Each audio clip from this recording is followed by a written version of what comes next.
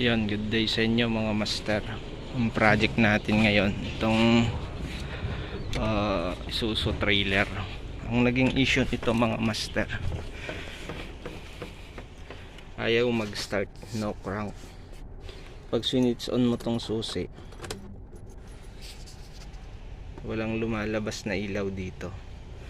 Dapat yan, pag switch on mo, lalabas, may iilaw dito sa may panel board nya. Kaso dito wala. Ayun, pag na-encounter nyo yung ganong trouble mga master, ang i-check nyo, unang i-check nyo, yung main fuse, tapos yung fuse. Ngayon, check natin yung main fuse nito mga master. Yung main fuse nito nandito sa harap ng sasakyan. Nandun, yun yung main fuse niya mga master, nandito sa may harap ng radiator. Yung i-check natin, itong white na ito, dapat may pumapasok dyan at may lumalabas dito, kasi ito supply dadaan sa fuse, tatawid sa fuse, lalabas dito. Ito naman yung pupunta doon sa harap. Kailangan natin ng test light mga master. Body ground yung isang dulo,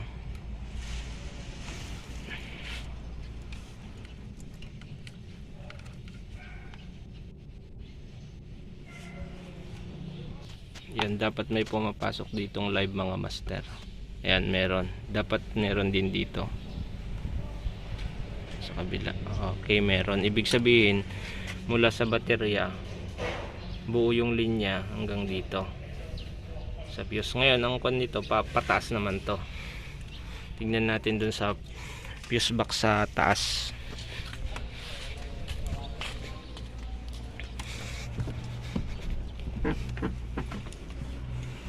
Ayan, bali dito mga master, ang kulay na yon, yung pure white, check natin, dapat meron din. Yan, meron. Dapat etong white na may lining na red, dapat may live wire din yan mga master. Yan, meron. Kung tinest light nya to at wala, ibig sabihin may na-fuse dito.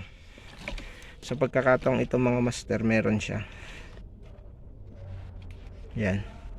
Ito kasing white na may lining na red mga master, pupunta na siya sa ignition switch. Kaya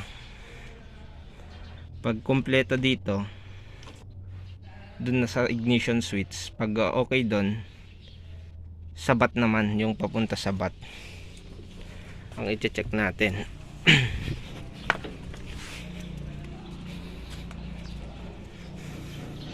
Bale, ito yung papunta sa bat mga master. Ito yung nag-o-open dun sa bat. Dapat ito may masupplyan ito ng positive negative pag on ng susi.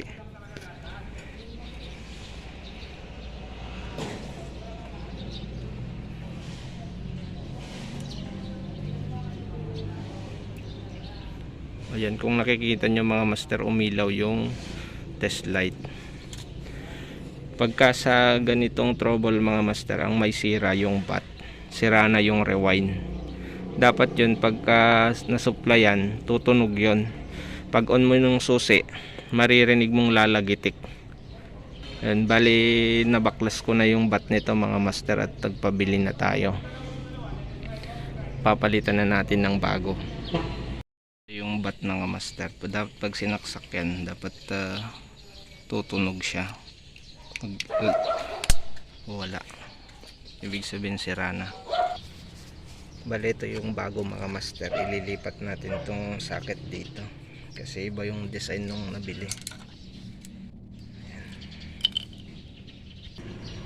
Yan, i-con na natin yung socket nya. Try natin salpak. Dapat tutunog to. Yan.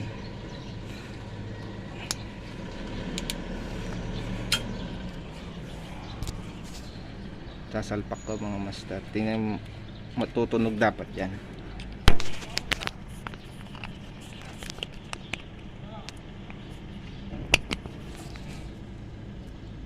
Yan. Kung narinig nyo, tumunog siya. Ibig sabihin, okay yung kwan. Salpak na natin itong bagong bat mga master. Yan, nasalpak na natin. Try na natin kung okay na. Switch on natin mga master. Yan, umilaw na.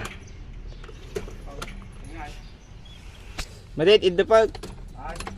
Okay, start na natin. Ayan, mandar na. Karga?